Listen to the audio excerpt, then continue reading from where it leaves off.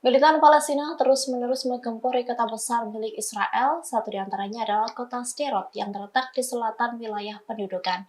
Brigade Al-Quds Sayap Militer Jihad Islam Palestina menggempur kota tersebut dengan rentetan rudal pada Selasa 12 Desember malam. Media IRNA pada Rabu 13 Desember melaporkan bahwa serangan itu menyebabkan sirene peringatan dibunyikan di wilayah selatan pendudukan tersebut. Sderot yang dibombardir dengan rentetan rudal itu pun seketika porak-poranda. Namun tak dijelaskan terkait korban jiwa dan kerusakan apa saja dalam serangan di kota tersebut. Sementara itu, Abu Hamzah, juru bicara Saraya Al-Quds mengatakan bahwa perang yang terjadi saat ini di Gaza tak akan bisa menghancurkan perlawanan Palestina. Ia menyebut perang di Gaza merupakan pertempuran di antara rezim apartheid Zionis dan rakyat Palestina. Abu Hamzah juga menyinggung masalah tahanan Israel di Gaza. Ia menegaskan bahwa pembebasan tahanan hanya akan dilakukan melalui mediasi setelah penghentian total serangan di Gaza. Jubir Saraya Al-Quds itu juga menuturkan bahwa dalam pertempuran ini tidak ada pilihan lain selain menang. Beberapa jam setelah serangan di Sderot, jet tempur Zionis mengebom sebuah blok pemukiman di Rafah di selatan jalur Gaza. Serangan itu mengakibatkan sejumlah orang termasuk anak-anak banyak yang gugur dan terluka.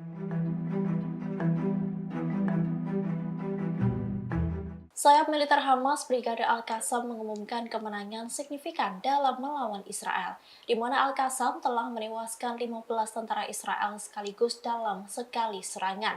Pertempuran itu pun terjadi di Jabalia saat Al-Qassam meledakkan dua perangkat anti personel. Dikutip dari albawaba.com, insiden tersebut terjadi pada Selasa 12 Desember di sebelah barat Kem Jabalia. Brigade Al-Qassam mengungkapkan bahwa pejuang mereka diberitahu tentang penyergapan yang akan datang. Militan Palestina itu dengan cepat melaksanakannya dan menghilangkan faksi Zionis dari titik nol. Setelah menyergap, Hamas pun langsung meledakkan dua perangkat anti personel untuk melawan tentara Israel. Akibat ledakan itu menyebabkan puluhan tentara tewas dan terluka.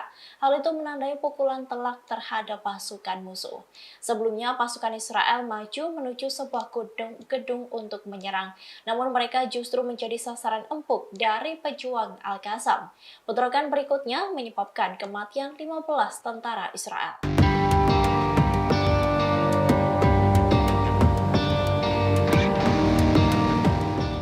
Iran menjadi satu di antara negara yang mendukung kemerdekaan Palestina dan mengecam tindakan Israel di jalur Gaza. Teheran bahkan menegaskan bahwa Israel dan Amerika Serikat tak akan bisa memusnahkan Hamas. Hal itu diungkapkan oleh Menteri Luar Negeri Iran, Hossein Amir-Abdollahian dalam pidatonya di PBB di Jenewa pada Selasa 12 Desember. Amir-Abdollahian juga mengatakan bahwa Israel hanya bisa menjamin pembebasan sandera yang ditahan di Gaza. Hal itu dilakukan dengan solusi politik terhadap konflik tersebut. Ia pun menggambarkan kelompok Hamas sebagai gerakan kemerdekaan. Oleh sebab itu, dirinya menegaskan bahwa Israel dan Amerika Serikat tak akan pernah bisa melenyapkan Hamas.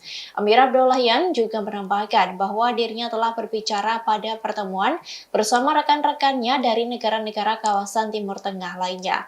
Ia menyebut bahwa semua menteri sepakat bahwa serangan yang dilakukan Israel dan genosida yang dilakukannya harus segera dihentikan. Amir Abdollahian juga menegaskan bahwa perlintasan Rafah harus dibuka sehingga bantuan kemanusiaan harus menjangkau setiap bagian Gaza.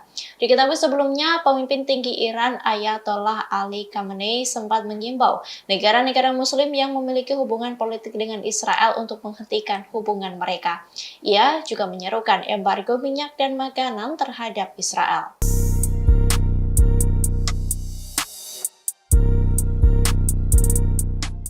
Tentara Israel di jalur Gaza dikabarkan menderita sejumlah penyakit selama berlangsungnya perang.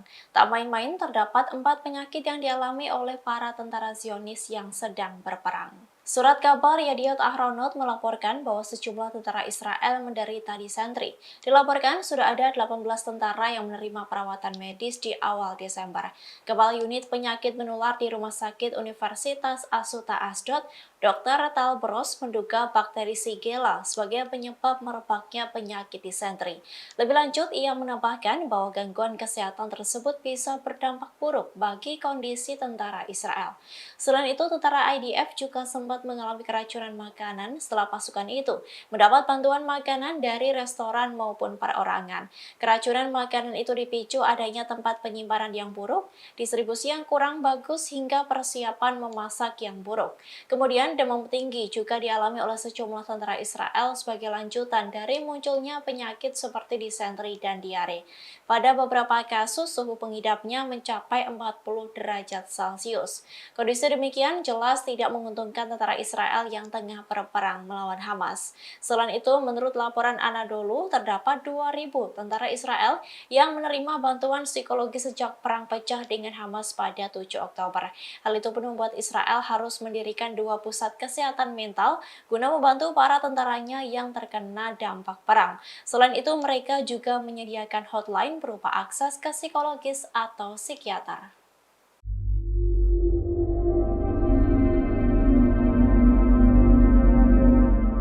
Israel dan Amerika Serikat kian menunjukkan hubungan yang mulai pecah antara keduanya. Seusai menyebut Israel kehilangan dukungan, Presiden Amerika Serikat Joe Biden mengaku dirinya kerap berselisih dengan Perdana Menteri Israel Benjamin Netanyahu. Dikutip dari tribunnews.com, hal itu diungkapkan oleh Joe Biden pada acara resepsi Gedung Putih untuk Festival Hanukkah Yahudi. Biden mengungkapkan bahwa dirinya memiliki hubungan yang kompleks dengan Netanyahu selama bertahun-tahun hingga saat ini. Namun, ia juga mengaku kerap berselisih paham dengan Netanyahu. Biden mencatat bahwa dirinya pernah membuat tulisan di foto lama mereka menggunakan nama panggilan pemimpin Israel Bibi. Ia juga menyematkan tulisan bahwa dirinya kerap tidak setuju dengan yang dikatakan oleh Netanyahu. Bahkan, perbedaan pendapat itu terjadi sampai hari ini. Biden pun mengatakan bahwa Israel kini berada dalam titik yang sulit. Meski begitu, ia tidak merinci perbedaan apa yang masih ada di antara kedua tokoh tersebut. Namun dalam beberapa pekan terakhir, perselisihan itu mencakup isu-isu terkait perang melawan Hamas dan perlakuan terhadap warga Palestina. Selain itu, Biden juga memperlihatkan perpecahannya dengan Netanyahu saat berpidato pada Selasa 12 Desember di acara resepsi tertutup di Washington, Amerika Serikat.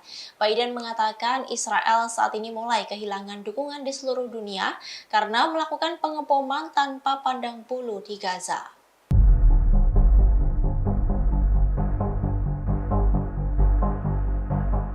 Perlawanan Irak kembali menyerang posisi-posisi Amerika Serikat yang ada di Suriah dengan menyerang pangkalan hingga ladang minyak Washington. Terbaru, Irak menyerang 2 ladang minyak Amerika Serikat yang ada di Suriah dalam sehari. Dalam siaran persnya, Irak mengonfirmasi peluncuran serangan rudal di ladang minyak Quinca di Suriah pada Selasa 12 Desember, di mana di sekitar ladang minyak itu pula terdapat pangkalan Amerika Serikat. Irak menyebut bahwa rudal itu pun mengenai sasarannya secara langsung. Tindakan ini secara eksplisit dinyatakan sebagai respon langsung terhadap serangan udara Israel yang terus-menerus menyasar jalur Gaza. Selain itu, dikutip dari Al-Mayadin, Irak juga menyerang ladang minyak Al-Omar di Suriah di hari yang sama. Serangan tersebut juga diklaim menimbulkan korban jiwa dari pasukan Amerika Serikat. Sementara itu, Sekretaris Pers Pentagon Pat Ryder mengatakan pada hari Selasa bahwa pasukannya di Irak dan Suriah telah diserang sebanyak 89 kali, di mana serangan tersebut terjadi sejak perang antara Israel dan Hamas memanas pada 7 Oktober 2023 silam. Sebelumnya, Irak juga menyerang pangkalan militer Amerika Serikat di Al-Sadadi di kota Hasakah, Suriah Timur Laut pada Senin 11 Desember 2023. Irak menargetkan pangkalan tersebut menggunakan 4 rudal beruntun. Alhasil, pangkalan Amerika Serikat yang juga menampung tentara Prancis dan Inggris itu pun meledak dahsyat bertubi-tubi dalam waktu singkat.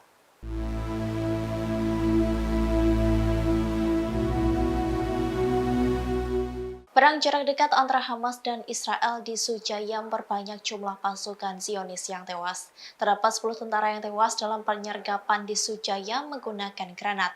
Adapun satu di antara korban tewas tersebut merupakan seorang kolonel. Dikutip dari Tribun News, kabar ini diumumkan oleh pasukan pertahanan Israel atau IDF pada Rabu 13 Desember. Dengan tewasnya 10 tentara tersebut menyebabkan jumlah pasukan tewas sejak Perang Darat menjadi 115 orang. Diketahui di daerah Kasbah di lingkungan Sujaya, 7 tentara tewas saat beroperasi di kawasan perkotaan yang sempit, di mana bahan peledak meledak dan bahan peledak kedua meledak ketika tim penyelamat tiba.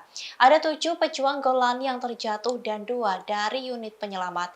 Menyusul pengumuman IDF, Dewan Regional Binyamin mengeluarkan pernyataan bahwa Kolonel Itzhak Ben Basat juga tewas dalam pertempuran. Sang kolonel diketahui sebelumnya menjabat sebagai wakil ketua Dewan. Tak lama setelah mengonfirmasi kematian Kolonel Ben Basat, IDF mengumumkan kematian tentara Golani lainnya. Ia adalah Sersan Eran Aloni, 19 tahun dari Ofakim.